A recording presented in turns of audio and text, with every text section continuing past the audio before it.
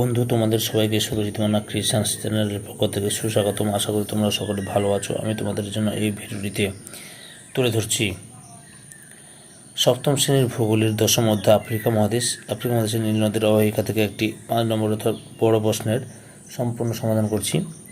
প্রশ্নটি হচ্ছে, নীল নদীর বন্যা হওয়ার কারণ ব্যাখ্যা করো। উত্তর: পৃথিবীর দীর্ঘতম নদী নীল বিপুল পরিমাণে জল বহন করে আফ্রিকার অনেকগুলি দেশের মধ্য দিয়ে প্রবাহিত হয়েছে। প্রায় প্রতি বছর নীল নদ ও এই অঞ্চলে বন্যা হতে দেখা যায়।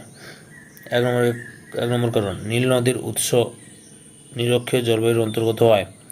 এখানে সারা বছর পরিচালন বৃষ্টিপাতের প্রভাবে হোয়াইট নীল, ব্লু নীল, আটাবারা, বারেল, গজল প্রভৃতি নদীতে প্রবল জলস্ফীতি ঘটে। 2 নম্বর কারণ, ইথিওপিয়ার উচ্চ অংশ মৌসুমী জলবায়ুর প্রভাবাধীন হয়। এখানে গ্রীষ্মের শেষে প্রচুর বৃষ্টিপাত ঘটে। এই বৃষ্টির জল ব্লু নীল বহন করে এনে নীল নদে জমা করে। এতে নীল নদে খার্তুম থেকে উত্তরে কায়রো পর্যন্ত বিরাট অঞ্চল আগে প্রতি বছর বন্যার সৃষ্টি হতো। সম্পূর্ণ ভিডিওটি দেখার জন্য তোমাদের সবাইকে অসংখ্য ধন্যবাদ।